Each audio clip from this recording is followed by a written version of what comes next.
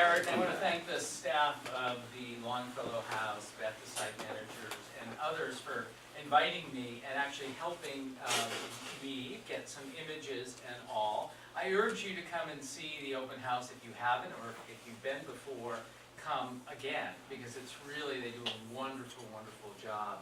And I was delighted when I came here today to see this exhibition up, which just went up, about the Longfellows and the Christmas celebration.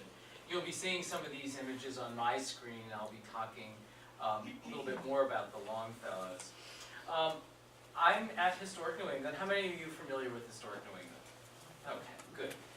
We're the largest regional heritage organization in America, and we're now up to 37 historic properties throughout the 6 New England states. We've just announced a partnership in Vermont, in Middlebury, with the Henry Sheldon Museum.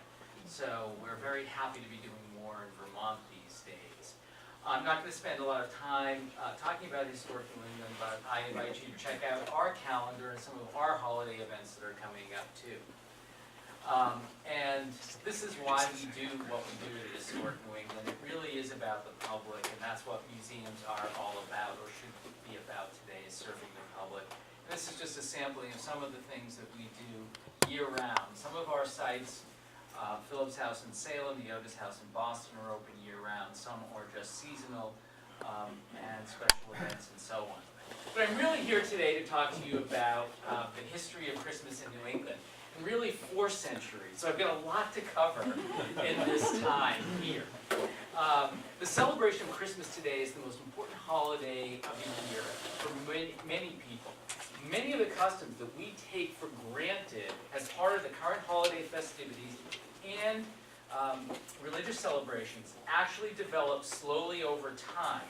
And what I'm going to do in this presentation is show you how the Christmas we know today developed slowly over time. And I am going to focus in on the secular. So keep that in mind. You can't divorce religion from the celebration of Christmas, but some people do. I'm focusing on the secular. Now, the original settlers to New England, the Puritans, avoided the celebration for 2 main reasons. And who would like to tell me what one of those is? Why did the Puritans not celebrate Christmas? Who has a guess? Yeah. That's a part of it, yeah. Okay. Rowdy celebrations, yes. Anything else? Aren't they separated from all the rituals of religion? That's part of it too. They wanted to separate from those excessive celebrations that were associated with the holidays. The other was that there was no biblical sanction for it. The Bible does not say December 25th was Christ's birthday. Okay? And they found the Church of England and English Christmas festivities excessive. And indeed, in England, these festivities, like with the mummers, were. They included exchanging gifts for goodwill, dancing, songs, feasting, begging, and lots of drinking. Christmas was an occasion when the social hierarchy itself was symbolically turned upside down in a gesture that inverted designated roles of gender, age, and class. Those near the bottom of the social order could act high and mighty. Men might dress like women, and women might dress and act like men. Here you see the Lord of Misrule. Young people might imitate and mock their elders. A peasant might become Lord of Misrule and mimic the authority of a real gentleman. Now in England, when the Puritans assumed power, the Puritan Parliament made a point of holding regular sessions each December 25th from 1644 through 1656, and did what it could to suppress the traditional observance of the day. Now in New England, the Puritans were largely successful. And this is an 1880 illustration of William Bradford. As early as 1621, 1 year after the Pilgrims landed at Plymouth, Governor William Bradford, as shown here on December 25th, found some of the colonists out, quote, gaming and reveling in the streets, and he ordered them right back to work. In 1659, the General Court of Massachusetts outlawed the observance of Christmas in the colony, fining persistent revelers 5 shillings. So it was actually outlawed here in the colony. And why did they do this? Because there was reveling going on. Now, this ban was not repealed until 1681 by the Massachusetts General Court. And that happened because the British monarchy had been restored. Cromwell and the Puritans had been suppressed in England. The monarchy comes back. The first recorded church services held in Boston took place at the Townhouse. And this is a rendering of what it looked like in 1686. Now that's the first service. It was not popular at that time. This is actually at the site of where the old State House is today, where the Townhouse was. Now not everyone was against Christmas, as you can see in this slide, which mocks the Puritans who had suppressed Christmas. They're putting Father Christmas on trial. And the jurors had such names as Mr. Cold Kitchen, Mr. Give Little, and Mr. Hate Good. Now the Puritans had been out of power by the time this had come out, and thoughts were going to start to change. And this is a way that, again, you start seeing things slowly changing. Almanacs were popular in both 17th century England and in America.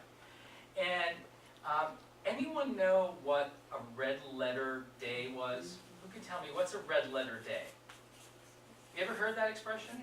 A red letter? Yeah. Yeah, it's a holiday. A holiday, yes. In England, saints' days were known as red letter days because in English almanacs, they were printed in red ink, red letter day. And Puritan 17th century Massachusetts almanacs did not refer to December 25th as Christmas. John Tully of Sabre, Connecticut changed this with his notorious Boston Almanac of 1688 by boldly labeling December 25th as Christmas Day in capital letters and added every single one of the red letter days recognized by the Church of England. This might not seem like much to us, and that day it actually was. Okay. And the Puritans were highly successful in suppressing Christmas. It was still considered a regular workday in the colony during the 18th century, although services were held by certain denominations. In 1711, clergyman Cotton Mather wrote, "Can you in your conscience think our Savior is honored by mad mirth, by long eating, by rude revelings, by a mass fit for one but a Saturn or Bacchus?" And Judge Samuel Sewall cautioned, "New England men came hither to avoid anniversary days, the keeping of them, such as the 25th of December. How displeasing must it be to God, the giver of our time, to keep anniversary days, to play the fool with ourselves and others." Now this almanac, that same year that was written, that sermon was written by Sewall, warned, "Do not let your children and servants run about at night." Why? Because they were. This is over the Christmas holiday. So no matter what the Puritans tried to suppress, there were still people who were breaking the law. And in my research, I've looked at a lot of diaries, I've looked at a lot of letters, and I find a lot of references to people being, picked up for being drunk at Christmas. So I also want to show you about some of the earliest traditions that start coming in. And again, some of the first are English in origin. These are broadsides put up as posters in the town. And the first one on the left is the Boston Carrier's Address from 1770. And it illustrates one of the earliest customs still known with us today. And it goes back to the mummers and the Lord of Misrule. And that is begging. It keeping with the older English tradition of begging at Christmas. And this tradition has to do with newspaper boys. The Massachusetts Spy was a newspaper. And at the very last stanza it says, "Kind sirs, your generous bounty flow, few shillings on your lad bestow." So begging, giving tips to newspaper boys is actually one of the oldest traditions we have here in this country. And also the one on the right, the lamplighters.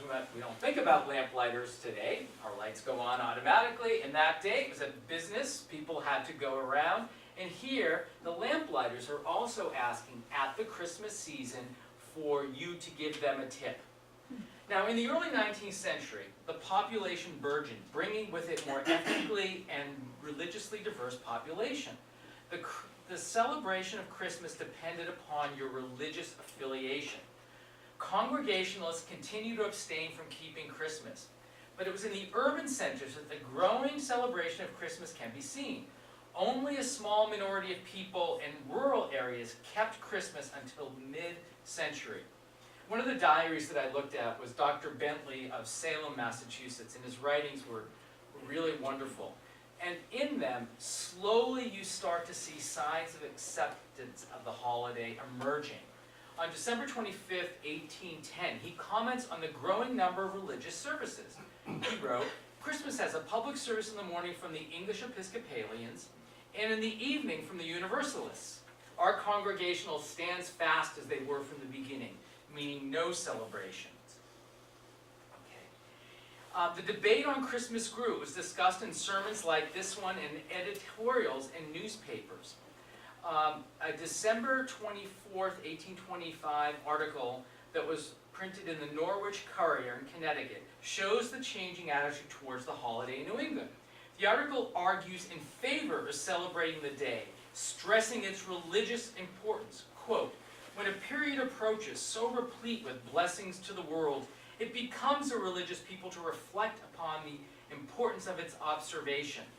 Shall we, while we celebrate the birthdays of heroes, and that in which our fathers shook off with gigantic energy the yoke placed upon us by a foreign power, suffer the day to pass unheeded and unnoticed." Now, in that flowery language, they stated what the two biggest holidays were in the early Republic. Did you get them? What were they? 4th of July. 4th of July, yeah, okay. When we shook off that with gigantic energy, the yoke placed upon us, that's one. And what was the other one? Someone said Washington's birthday. Those were the two biggest holidays in the early Republic. Not Christmas, there was no Thanksgiving, it was those two, Washington's birthday and the 4th of July.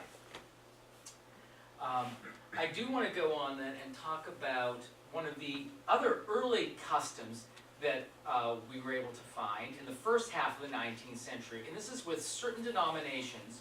You could find the custom of decorating churches with greenery, not houses, churches.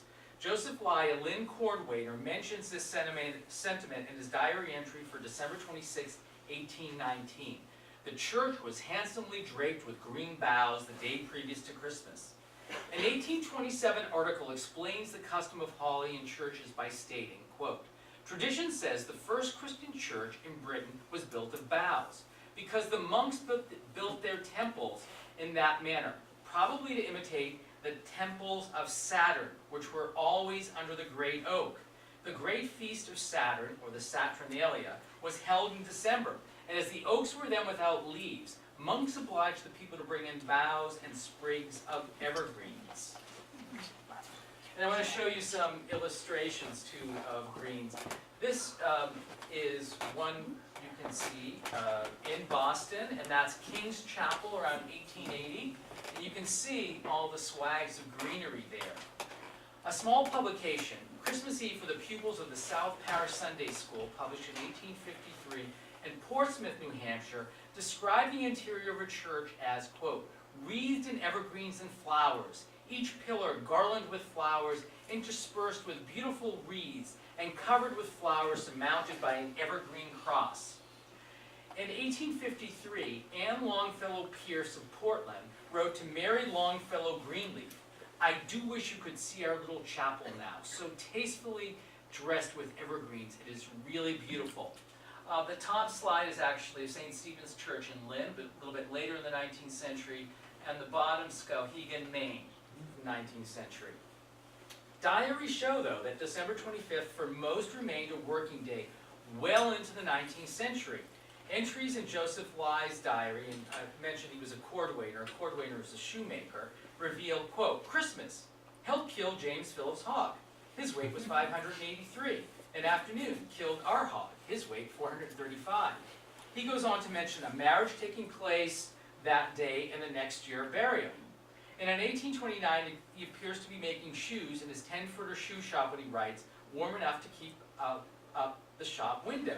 These are not things that we associate with Christmas Day, killing hogs, weddings, and funerals. But in the 19th century, for a good portion of it, it was a regular work day. Midwife Martha Ballard of Holwell, Maine, wrote in her diary, likewise, Christmas, but everything else was her regular work duties, nothing special. Now I want to go on and talk a little bit about the Christmas tree. It was recorded in America as early as 1810 among German immigrants in Pennsylvania, but it was not until later in the century that it gained popular acceptance. What you're looking at now is the first image we have of a Christmas tree in America. It's in the Winterthur Museum, and it was done, we're not sure the date, between 1812 and 1819 by John Louis Krimmel, a German painter who immigrated to Philadelphia. So again, the earliest known. So look at the tree that you're seeing there. Christmas trees, although promoted as a timeless tradition, were a relatively new tradition in Germany itself. Originally, they were a local custom in the late 18th century, and it was not until the 1830s that trees in Germany became a national practice. Their popularization in America was spread in magazines and books. The first probably a German story published in a Boston Unitarian magazine, the Athenaeum, in 1820. It was by reading about Christmas trees, not by seeing them, that most Americans learned about the custom. And where would they see their first Christmas tree? It was at a local church fair, and here you have a ticket for one, or Sunday school that most people of the mid-19th century encountered their first Christmas tree. Many of the fairs were sponsored by the Unitarians, who promoted the Christmas tree and the idea of Christmas in their publications. So the Unitarians were really important in promoting the idea of Christmas here. Now, one of the older traditions, I love this one, Christmas tree and social hop. I wonder what the social hop is. I never could find that out. But they're promoting, come and see our Christmas tree. And another early tradition, still with us, holiday fairs, still very much with us today. They usually featured baked goods and handicrafts made by the ladies of the church for sale. Some form of entertainment figured in the fair as well, the prominent feature of which was the tableau. And the things that I found did not have a Christmas theme. A scene from Dickens' Great Expectations was one tableau. Another was, the Union as it will be after the rebellion is crushed and the chain of slavery is broken. Those were two examples that I found. Now, this is the church fair from my hometown, Nahant. That just took place this Saturday. So these church fairs or town hall fairs are very much, this is the season for them. They're happening now. This is the season. But they are an old tradition. I want to show you the very first printed image that we have of a Christmas tree, and this was printed in Boston. Okay? So New England does play in this early period, even though the Puritans were so against Christmas, it does play a big role in promoting Christmas across the early America. This is 1836, the frontispiece to A Stranger's Gift, a gift book written by a German immigrant, Hermann Bochum. So the Germans play a big role in this too. Now, these trees were small, usually set atop a table, and decorated with toys, candy, fruit, ribbons, garlands, and candles. And doing some of the research for this and looking at some of the tremendous material that Longfellow House has in terms of their records, I found an entry from Fanny, and they were visiting a family party at Beacon Hill, Mrs. Tickner's, and this is what she wrote, where was displayed a beautiful Christmas tree decorated with presents from one relation to another.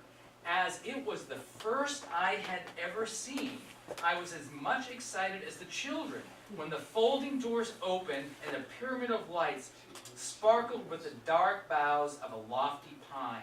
And that was in 1853. So that was the first Christmas tree that Fanny saw. Now, these two images helped to popularize the Christmas tree. Anyone want to guess who this lovely couple was? Victoria and Albert. Very good, yes, and you'll see that in the display here. The one on the left is actually from 1848 and was published as the cover of the London Evening News. 2 years later, it crossed the pond to America, and it was in Godey's Ladies book, 1850. And it was in these magazines, too, that you helped to spread the idea of the Christmas tree and the celebration of Christmas. Now, where was Albert from? Germany. Albert's bringing the Christmas tree to England. Okay? He's helping to popularize it in England. At the same time, it's then coming over in America through German immigrants there. So it's really interesting to see how these ideas are getting spread across the world at that point. Joseph Kidder of Manchester, New Hampshire, wrote in his journal in 1851, "Though the tree was thought scarcely more than a day, yet it grew as if by magic, and bore fruit in abundance in its season. There were nearly 70 different articles suspended from its evergreen branches, making a very beautiful and attractive appearance." Now, the earliest ornaments were generally homemade, and many magazines like Harper's Weekly and Godey's often had articles with instructions for making ornaments. Now, the first glass ornaments do not appear until the mid-1860s, and they're imports. Guess from where? Germany. There were whole towns devoted to this industry, and at this point, you weren't buying them in sets, you were buying individual Christmas ornaments. And these are just to show you how candles were attached to the trees. Now, has anyone ever had candles on their tree? Okay. And how is that done? Okay, well, how did you do it? Well, you wrap it around the end of a branch, and you make the shape. Okay, and then you attach it to, and, okay, anyone else have anything? Well, I had little holders when I was a child, and you clip them onto the branches. Yeah, these are two different kinds of clips, yeah. But did you leave it lit for very long? No, are you kidding? Okay, and did you have anything close by in case something happened? No. No? Anyone else? No. Yeah. Actually, this is the first time in years that no one has told me that they had a bucket of water or sand there. This tradition is kept up alive by a lot of Scandinavians, I know, who still do this. I will tell you that like Fanny described, usually the doors to the room were kept closed. And if you look at these trees that I've shown you, let me go back here. Look at how the branches are cut. You know, there's a lot of room in between them. And the candles were lit with the doors closed for a very brief time. The doors were open, the company came in, then the candles were, then they were put off. Yes. Yes, you didn't keep yours going very long? No. But it must be an absolutely gorgeous appearance. And I hope at some point I get to see it. A friend of mine from Vermont was telling me when he was stationed in Germany, that this is Bob Hager, Jim.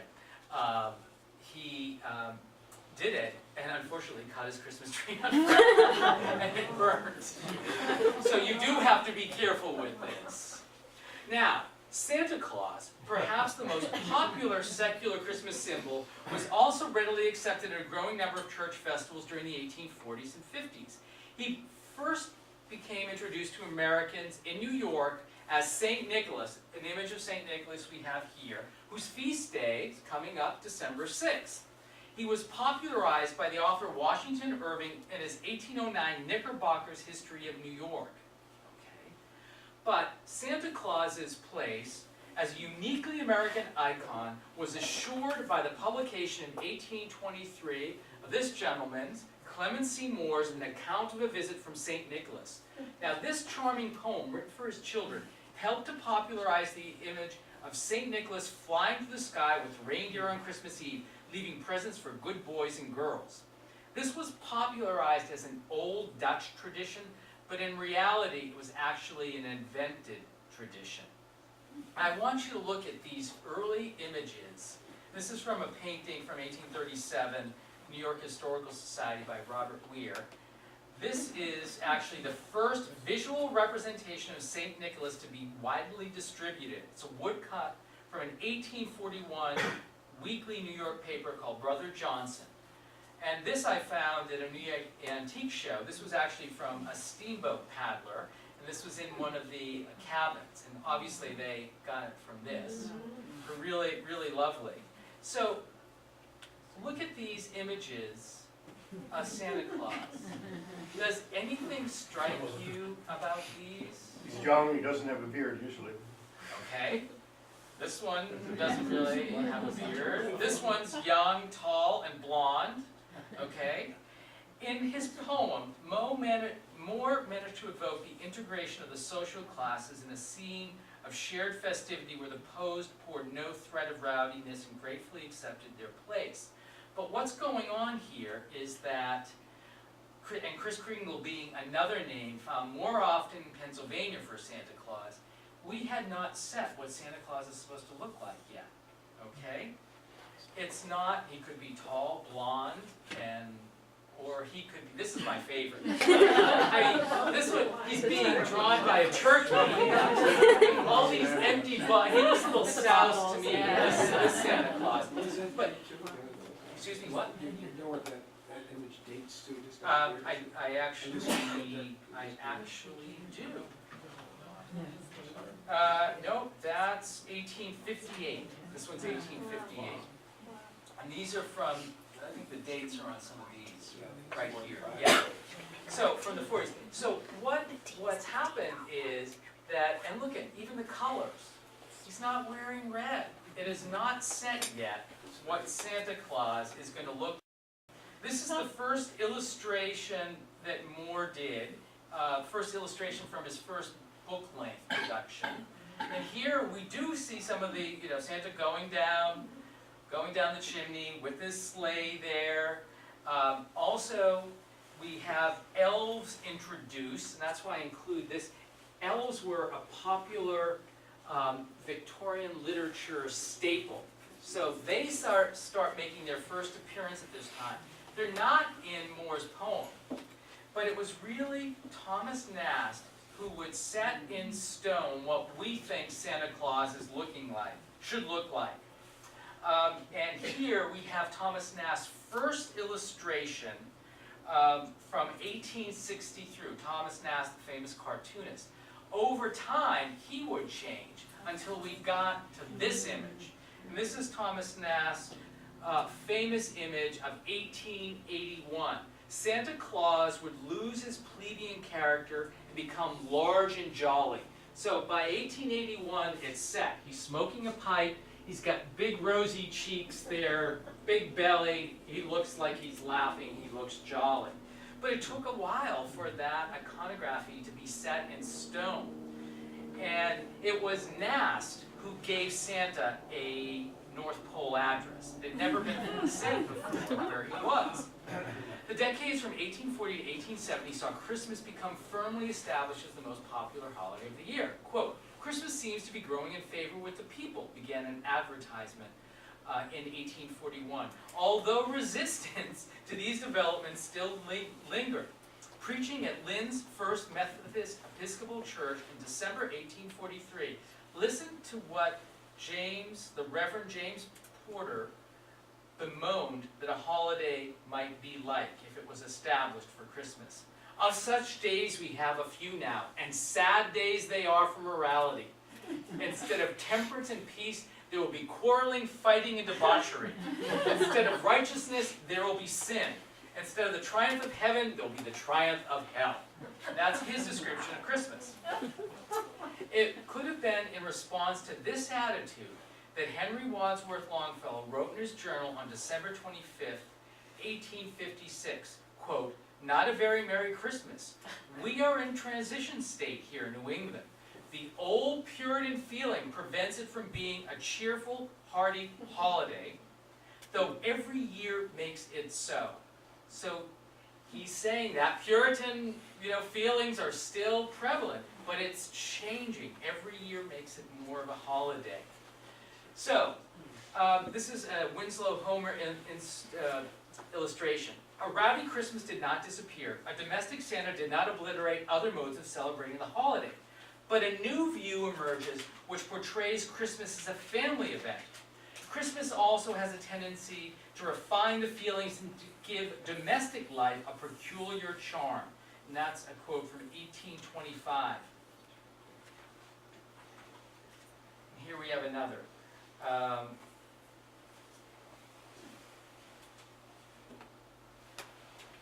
This one is actually from Gleason's Pictorial, 1853, and the caption read, "Christmas is heralded an occasion for mutual good feeling, family gatherings, and the exercise of those charities so blessed in the sight of heaven." Historian Stephen Nissenbaum wrote, "Religion failed to transform Christmas from a season of misrule into a quieter pleasure.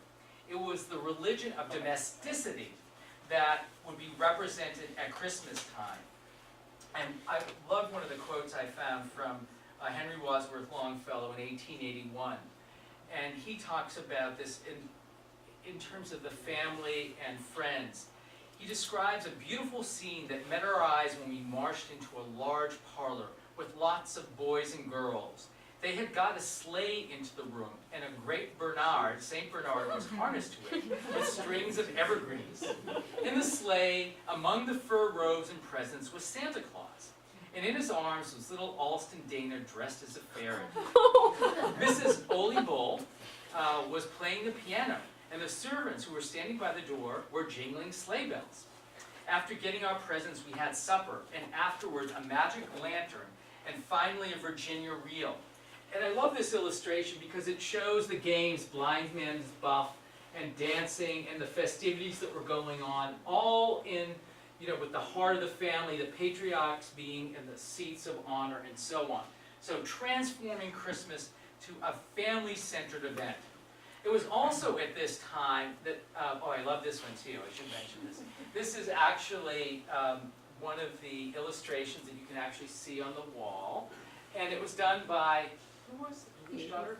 Edith Longfellow, of their family's Christmas celebration. Again, see the tabletop Christmas tree, and the children all circling and pairing up at the tree. And I believe this might have been their nanny, is that right? Who might have been sitting there. It was during this period that attitudes towards childhood changed. It now became a special time in one's life. And the central purpose of the family was to provide for not only the instruction of the children, but now their happiness. Because in the earlier periods, it was more about instruction than happiness. Mary Pratt Sears of Boston and Waltham wrote in a letter on December 27th, 1894, "I wish you could have seen the children, they were so lovely." Now, even at mid-century, Christmas was still a work day, but this too was changing. In 1847, E. Warren Mudge, a future mayor of Lynn, recorded in his diary, quote, "Day more generally observed than usual, a large proportion of places, businesses, being closed the previous day arranged with the city." So this is unusual, he's noting, that stores are starting to actually close on Christmas Day, right? By 1845, the day was a holiday in Connecticut. That was the first New England state. In 1856, the day was a legal holiday in Massachusetts. That was the second to last New England state, that Puritan feeling, and Maine was the last in 1858. From the mid-1840s on, Santa was no stranger. Besides a busy schedule attending church fairs, he could be found at numerous retail establishments as well. In 1849, the following announcement was issued in the Lynn News.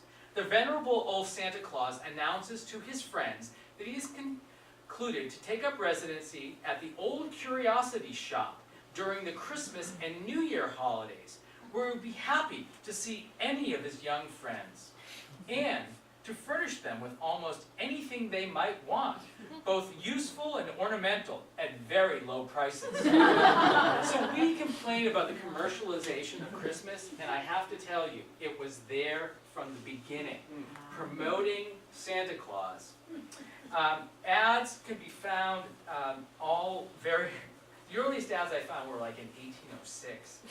They are some of the earliest. I love this one with the rocking horse, a little cut there from 1839. As the popularity of the holiday began to grow, businesses began advertising their wares as presents. The earliest advertisements referred to New Year's gifts as often as Christmas offerings. In early advertisements, the seeds of the commercialization of the holiday were sown. Such holiday customs as the Christmas tree and Santa Claus, intimately connected as they both are with gift giving, might not have flourished to the extent that they did without some economic impetus. And that was the maturation of the machine age. That provided the momentum. For the first time, mass production of inexpensive goods brought large-scale consumption within the range of the general public. And merchants were not slow to take advantage of the opportunities presented to them.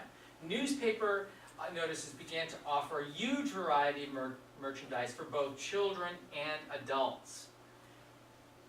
And books like this one were on the cutting edge of a commercial Christmas, making up more than half of the earliest items advertised as Christmas gifts, writes historian Stephen Nissenbaum. Publishers came up with a new product, a new literary genre known as the gift book. These books were designed for various age groups and consist entirely of poetry. Others might be a compilation of stories and essays, and still others were humorous. They were designed specifically to be used as gifts. And you can see, again, some of the variety of things being advertised in this ad. Annie Jenkins of Lynn recalled receiving this doll in the 1860s, quote, "She was sitting under a big tree, laden with presents. What are the presents I had, I do not remember. The only of any importance was my beautiful dolly." The Longfellow's house is actually really fortunate to have a lot of the children's toys that were given as Christmas gifts. And here you see a jumping jack given to Edith Longfellow from Santa in 1843. And it's in the collection, but I wanted to include this cut here because you can see a jumping jack here, very similar to what you're looking at here. And this is actually another Thomas Nast illustration you'll see again later in this. Now, although New Year's Day continued to be mentioned, the major gift-giving day had clearly shifted to Christmas by the 1850s. And let me show you a few of the other Longfellow gifts here. And I love this. They got lots of books, of course, being a literary family, we know that. And this was described as Fanny, as a gift, a man walking, selling buttermilk and a barrel. And this went to one of the children. And clothes were always a popular gift. These are blue mitts given to Annie for Christmas in 1873 with the accompanying note, "Fashionable mitts presented to a fashionable miss." And here we go. Some other ads showing you other things. So, popular gifts for children were skates and sleds, as I mentioned, books, dolls, backgammon boards. For adults, you might get rattan.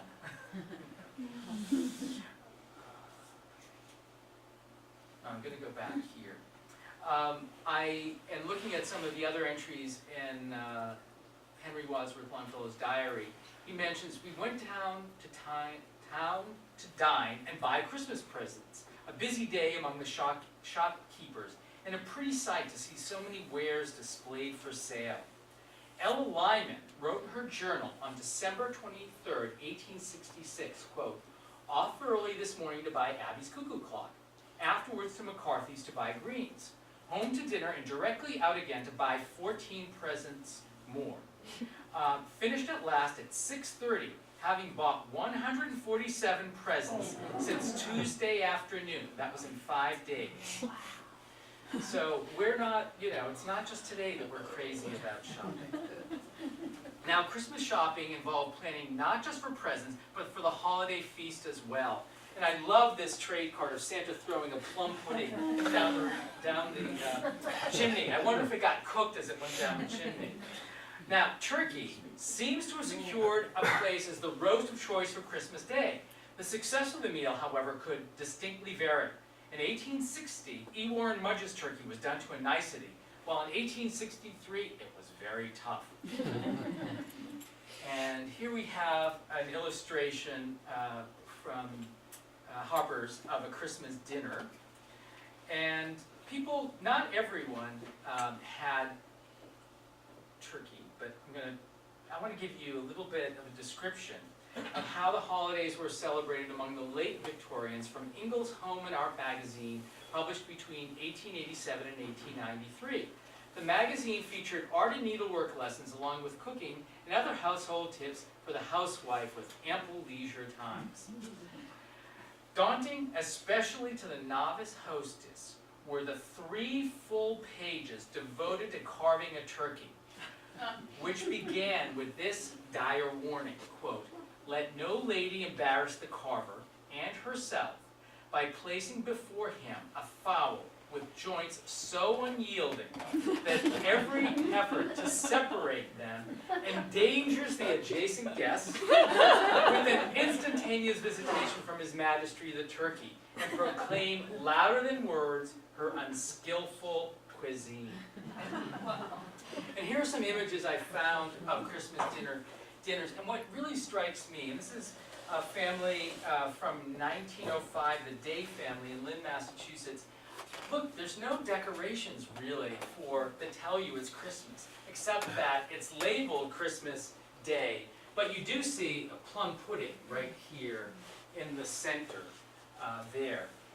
Not everyone had turkey. Phoebe B. Clark of Lynn, for her Christmas dinner of 1864, prepared chickens, roast lamb, plum pudding, and donuts.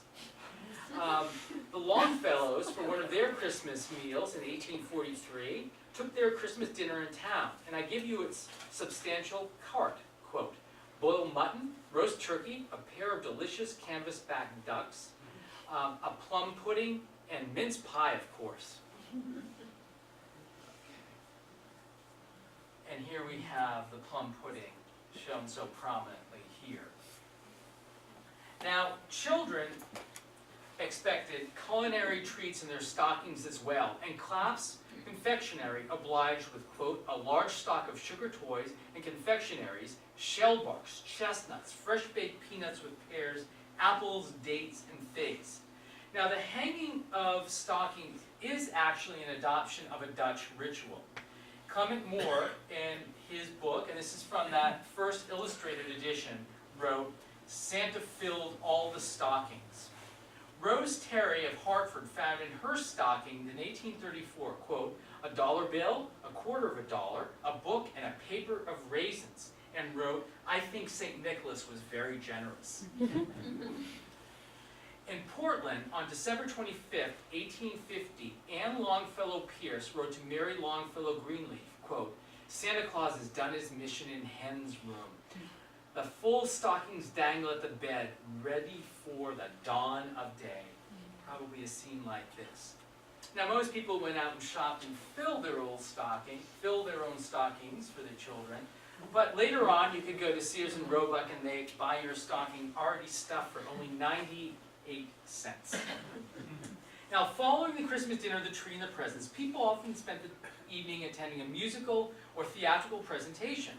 Christmas performances with seasonal themes I did find back in Boston in 1826, but many of them did not have a Christmas theme. And here I show you one. This was at the Lyceum Hall on Christmas night, and I want you to look at that. You know, look at what they're going to see on Christmas night, you know. Honeymoon or How to Rule a Wife. Adopted Child. Again, these did not typically have Christmas themes associated with them. Now, Yankee sensibilities kept these affairs quiet, but in New York and Philadelphia, newspaper accounts show that more often than not, these were very rowdy affairs. And actually, Longfellow in his diaries makes references to what's going on in New York and being thankful that it's not what's going on here in New England. And I'll give you an example. This is from Chris Kris Kringle's rare show from 1845. And if you look carefully, you see these elements of misrule with the kids pushing over. And here we have a little girl crying, a boy playing a trumpet, making noise. In New York, there are accounts of people literally breaking down doors, begging for food and drink, and would not leave unless they were given food and drink. And that really goes back to that strong British tradition of begging at Christmas and expecting the Lord of Misrule and expecting drink and food as part of it. And that is a big reason why Unitarians and others were promoting Christmas as a family-centered holiday. The outbreak of the Civil War did little to dampen the growing enthusiasm for Christmas. And this is a NAS edition. And again, I want you to look. Santa's not wearing the traditional garb, is he? He's wearing the stars and stripes. In 1861, the Lynn Semi-Weekly Reporter wrote, "Notwithstanding the pressure of the times and the fact that the nation is deeply involved in a war for its existence, the people of this city, and we presume the same may be said of other places, seem to enjoy the Merry Christmas as much as ever." And Thomas Nast did a number of these illustrations showing soldiers at Christmas. Away serving in the 9th Massachusetts Volunteers, soldier J.E. Hodgkins noted in his 1862 diary, "We are not forgotten. But God has put it into the hearts of some kind ladies of Washington to look after us today, for which we are very thankful. They have furnished a splendid dinner for us, to which we have done ample justice." Now Longfellow here was reacting to some of his family personal tragedies. You can see here, actually, the on the wall there, the sheet music to one of his poems. And the poem was actually written several years before, but he wrote it actually in 1863. He wrote the poem Christmas Bells, and it tells about the narrator's despair upon hearing Christmas bells that, quote, "hate is strong and mocks the song of peace on earth, goodwill to man." This was later turned into a song, a Christmas carol. And in my talk, I'm really not going to get into music. That's a whole other lecture to do on music. And just tell you that carols began being popular again in the 19th century. And Longfellow's son had been injured in the Civil War in 1863. His wife had died tragically before this. And it was in 1872 that the poem was set to music. The English organist John Calkin used the poem in a processional accompanied with a melody he previously used as early as 1848. So Longfellow does contribute a poem which became a popular song of the time. Here are a couple other Nast illustrations of the wife, praying her husband away during the war and so on. Now I want to move on and talk about another theme echoed in the late 19th century, and that is to eat, drink, and be merry is not the real keeping of the season, the true spirit of Christmas, but to befriend others less fortunate than ourselves or less happily circumstanced, to make some real sacrifice perchance for the happiness of another, and our Christmas a reflection, faint though it may be, of his pure, unselfish love to man. And here you see that in this illustration, this lady coming out in her fine carriage, very well dressed, but look at the children. She's in bare feet in the snow, ragged clothing. So doing good for others becomes part of the late Victorian Christmas celebration. And here we have at the top the rich man's, and you can compare it to the very meager poor man's Christmas on the bottom here. Now, Charles Dickens popularized this theme in his 1843 A Christmas Carol. And here you see actually the very first title page printed. This is actually an experimental version of A Christmas Carol. And does anyone know where the first reading was of the Christmas Carol? Someone said it. Concord? Yep. Parker House in Boston, 1867. And that was Dickens doing the reading in 1867. So, doing for others becomes a big part of the Victorian celebration. And two aspects of the late Victorian holiday, remembrance of the poor and increasingly elaborate display and consumption, existed side by side. That many did generously remember the poor, by no means guaranteed that there was not excessiveness at private celebrations. In 1903, school teacher Luther Atwood's son Joseph had, quote, about 30 presents at the tree exercises, he called them. And Atwood himself never personally ate so much or felt so uncomfortable. Sound familiar? Coming after Thanksgiving. In this period, we saw a few new additions to the celebration of Christmas, and one being the Christmas card. And what you're looking at is actually the very first Christmas card, the proof at top and the printed one on the bottom, that was ever produced. It was done in England in 1843, commissioned by Sir Henry Cold and designed by John Coldcut Horsley. So the very first Christmas tree starts in England. What you're looking at here, this has just actually come to light in the last several years, is the very first American Christmas tree now, 1851, for a variety store and the Temple of Fantasy, Pisa's Variety Store. So this was actually sent to customers as a Christmas card. This is now considered the first American Christmas card. But again, Boston plays a big role in popularizing this, the Christmas card. Louis Prang of Boston is generally credited with popularizing the American Christmas card. And now I want you to look at these. Yes, but what strikes you about them? Anything? They're very secular. Yeah, yeah. Yeah, simple floral designs with the inscription, Merry Christmas. Like with Santa Claus, we had not set what the iconography, what we now expect Christmas cards to look like. These symbols here did have meanings to the Victorians, which for the most part is lost upon us. But they had not set the traditional outlook of how the Christmas card should look, what we think it should look like. So, what Prang found, that Prang saw his cards as works of art, holding competition in New York and employing major artists. He found that larger size cards like this with the trim did very, very well. And they reflected the popular artistic movements of the day, this being an aesthetic influence design for this one. It was not until later that what we consider Christmas imagery, setting things red and green, holly, bells, took root as what Christmas cards are supposed to look like. Okay? And Christmas postcards, also very popular in the early 20th century.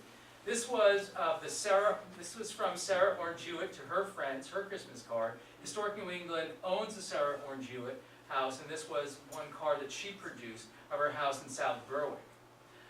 Moving into the 20th century, New Englander is credited with the first presidential Christmas card. And who was that? Yeah, Calvin Coolidge. First Christmas card. And that was in, I believe, 1923.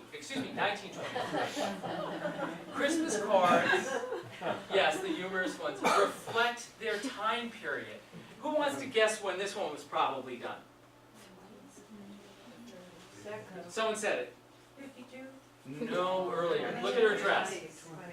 20s, 30s, okay? They reflect their time period. Often humorous cards, very popular. This one's, I believe, from the 1980s and so on.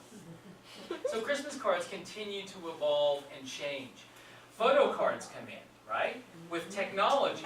Now that photography, the price has gone down. And that is actually me. And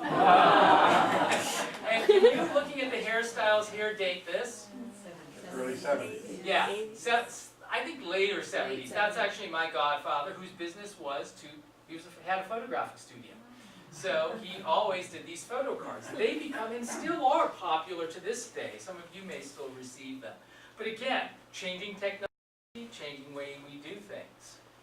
Okay, another change or addition to the Christmas celebration is actually writing Christmas letters to Santa Claus. And this is an illustration from 1871.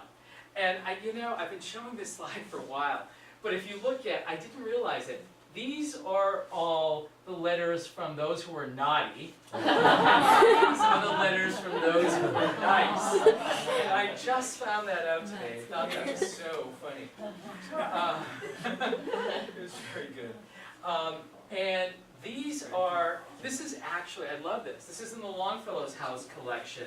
And this is from Ernest to Santa Claus, Santa Claus. And here in his letter, if you look at it carefully, he's asking, will you please bring me a soldier cap and a cartridge box with a silver eagle on it, and a box of carpenter's tools and so on. And I think that's really charming. And here we actually have one in our collection. This is associated with the Phillips House on Chestnut Street in Salem, open all year. And Stevie Phillips is asking Santa Claus for an Indian costume. He's also asking for a pony and horse and a carriage. Well, Stevie must have been a good little boy, because there he is in his Indian costume. And I want you to know, we still have his carriage. So he was a very good boy to get all those. And what was interesting, I also found with the Longfellows, they actually, Santa Claus wrote letters to their children. And they were really, to me, I thought really charming. And I want to read you just a couple of these. Santa Claus writes to the children, a Merry Christmas to you. I believe you have taken pretty good care of your teeth, as I told you. But I want you to keep your heart clean of bad thoughts and secret thoughts, and to tell your dear Mama and Papa everything you do and think. I am glad to see you have studied so well this year. Your loving Santa Claus. And that's 1852. Now, a couple other ones. 1853. I love to come and wish you a Merry Christmas, but I wish I could say you had been as good boys this year as last. This is to Charlie and Ernie. You have not been so obedient and gentle and kind and loving to your parents and little sister as I like to have you. And you have picked up some naughty words, which I hope you will throw away as you would sour or bitter fruit. Try to stop and think before you use any. And remember, if no one else hears you, God is always near. And you do not wish to speak them before Him. And it goes on and on. I think these are really great. That was 1853. So there was a big tradition here in the Longfellow family of writing these Santa Claus letters. I think they're so good. But to show you the popularity of these letters, this is from Boston in the 1959.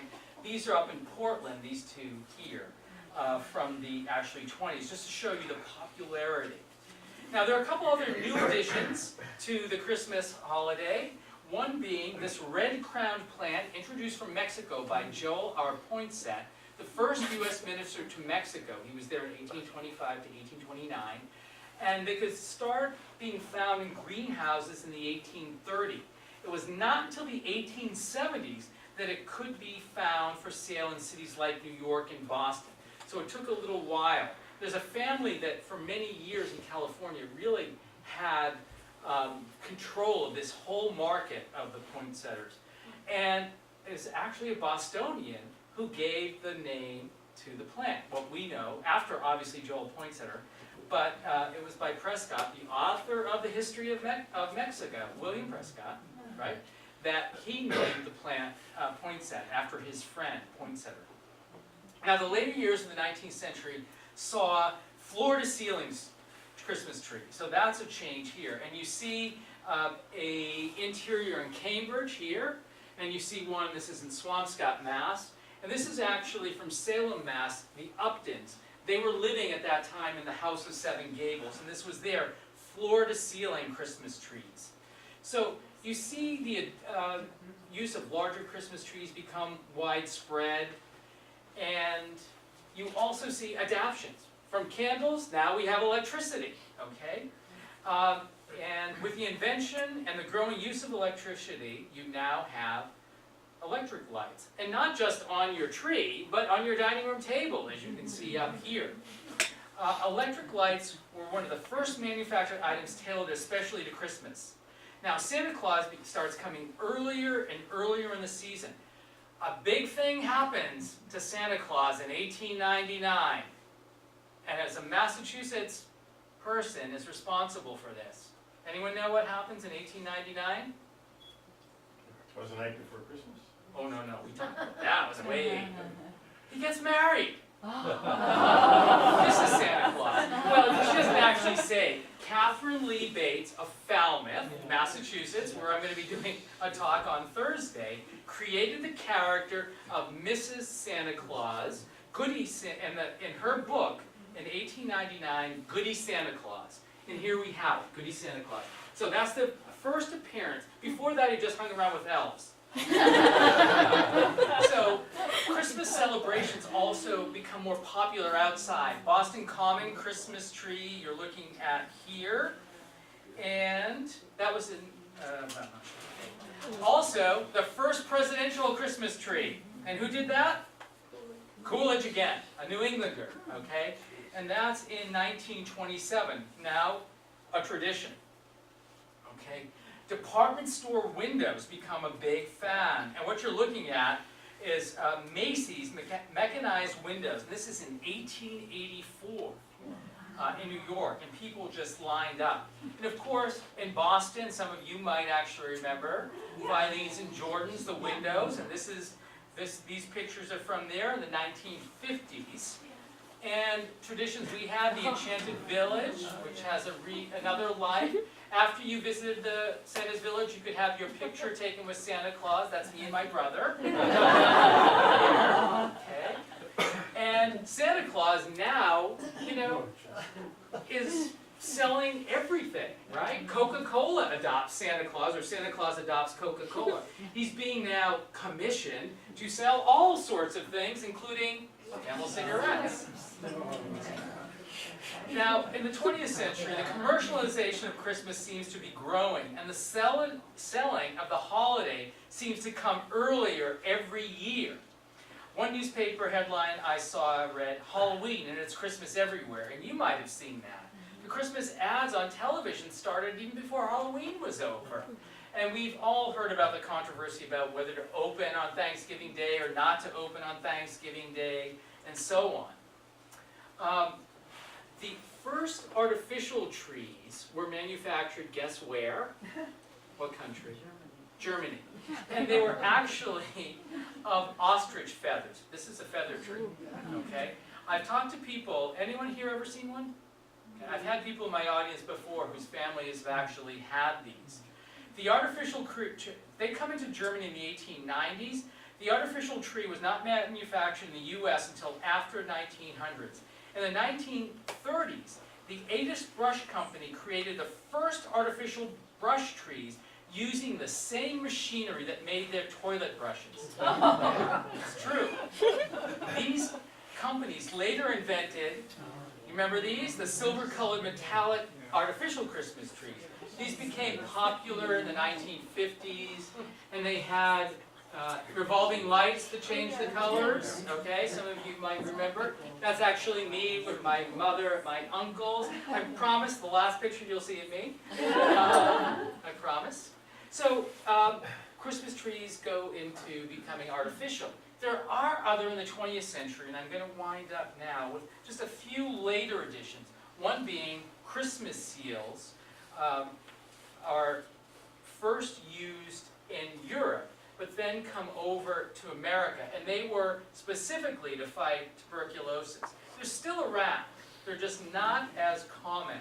And they come into America in the, I believe it's the 1820s, and gain in popularity there. Another addition here to the festivities is a purely 20th century edition, Rudolph the Red-Nosed Reindeer. He first makes his appearance in a Montgomery Ward booklet, and that's what you're seeing here, by an employee, Robert E. May. And this was given as a gift to people in the store in Montgomery Wards.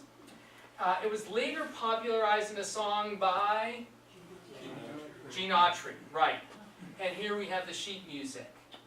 Rudolph has gone on to fame as a famous character on a television show that is now a perennial Christmas standby. I'm not going to go into those, but another edition, also popularized by Gene Autry, is Frosty the Snowman. He makes his appearance as the 20th century addition to the festivities. You know, so to me, it's really interesting following this and doing research to see, you know, what other traditions happen. There's a whole tradition with movies. First one being in 1901, a silent movie, 5 minutes long, and it was 'Twas the Night Before Christmas. Okay. And they go up to today. Every season we have new Christmas and holiday movies. We also see festivities that people do in decorating in their homes, and every community seems to have their carols sang. This is up actually at Dartmouth. This is in, this is up the Wassail weekend in Vermont, in Woodstock. I'll be going up there to speak and do this next year. I've already got it booked. Wakefield Christmas Parade. Here in Cambridge, one perennial now is the Christmas Revels. It seems every community has their holiday traditions, and there are many, many of them, obviously. Foods are another whole lecture. Gingerbread houses come in with the Germans, who else, into America. And, you know, different ethnic groups have their celebrations. This is the pork or meat pie that the French Canadians do. And I'm Italian, so I look forward to the Feast of the Seven Fishes, right here. And what's changing now? We mentioned the holiday being celebrated early, opening on Thanksgiving Day. We've just gone through Cyber Monday. Anyone buy things online today? Raise your hands if you did. Okay. I heard today that 50%, I heard an NPR, of the sales for the Christmas season are going to be done online. This will be the first year. So these are changes. You can now have a letter from Santa sent to your children or grandchildren online or by these other services. And Santa has to deal with the times. We're all overweight. This was a headline in the Herald. You're too fat, and it has to do with Americans being overweight. Okay. So I'm really interested to see what new traditions come in the 21st century, what things change, what things adapt, and so on. And I want to end with a quote today. I hope that you've seen how these holidays have morphed, changed, new additions have come, and continue to be added to the celebration to get to what we consider a traditional holiday. So I want to end with a quote from an 1877 newspaper that seems to capture the feeling we have for the holiday even to this day. The observance of Christmas has become so universal in this country now that the day is regarded as the holiday of the year. Thanksgiving Day has had a succumbent importance to the festival, and even the glorious 4th has taken a back seat when compared with the 25th of December. Christmas is the day in which mirth and revelry is to be crowned as king and queen. So raise your Christmas trees, hang up your fairest of wreaths, sing your merriest songs, brush away all dark clouds, let in the sunshine, beckon happiness in at the front window while unhappiness is bowed out at the back door. And in a word, let all do everything in their power to ensure for themselves and others a Merry Christmas. So let me be the first to wish you all a Merry Christmas. Thank you.